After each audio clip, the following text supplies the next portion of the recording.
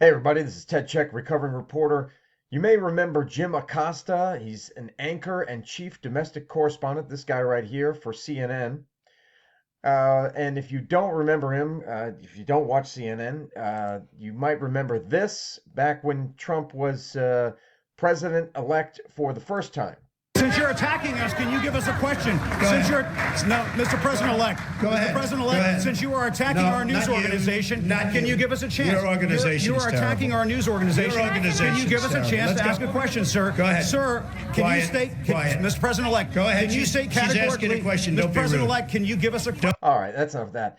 You get the point. So they had, I would say, and I did say this in my book, Saving the Beast, that Jim Acosta was Trump's main adversary. He was at the top. If you want to talk about contentious relationships between President Trump and the media, Acosta was the top guy.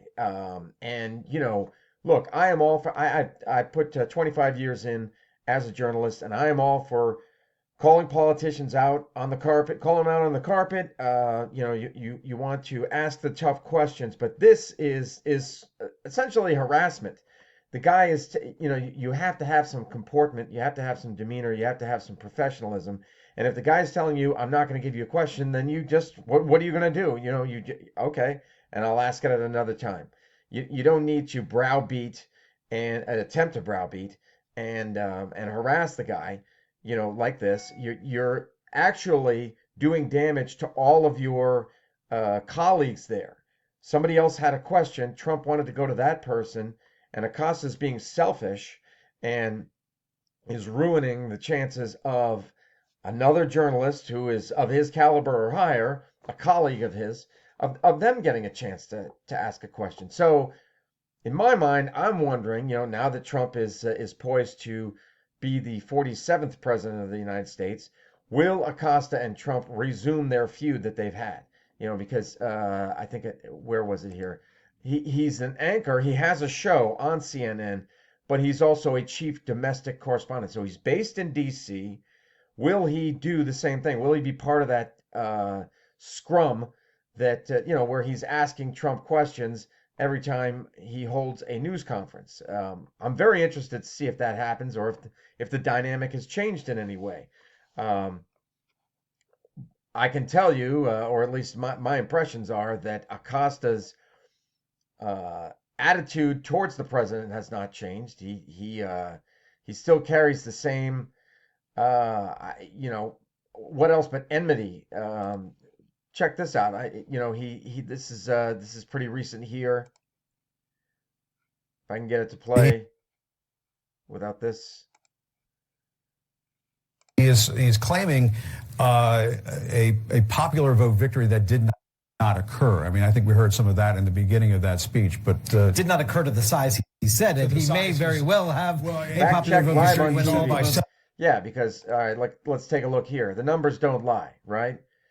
77,289,119 to 75,105,605. So Trump may have predicted a larger victory, but he had a victory of the popular vote, and Acosta got fact checked. So he's the guy's just reaching for anything. And then even more recently than this, about Pete Hegseth. I guess I'm just, if you're having to have your mother call senators, to defend themselves. I know, but Michael,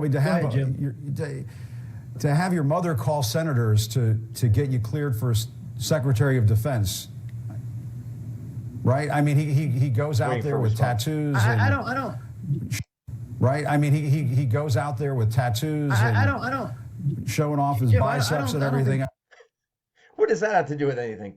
That sounds like a little jealousy right there. Tattoos and biceps, and his mother got involved. Well, I don't mean I can't, say what her motivations were exactly. It appears as though she was defending her son, and what the other guy is saying is that when you go through this vetting process, they talk to your family members and everything, so it's not out of the ordinary for someone like his mother to come forward, especially when she sees her son being pilloried.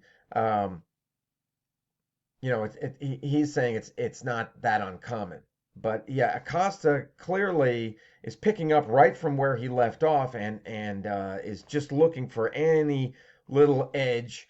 And he knows that what he says is getting out there, is getting back to the Trump camp. So he's just looking to needle them and twist the knife any way he can. It's a shame. That's not the way that a journalist should operate. Like I said, 100%. I'm all for asking the tough questions and getting at the truth of things and providing being a devil's advocate and providing both sides, all sides of an issue. But this comes off as petty and jealous and just kind of personal and needling the administration. He is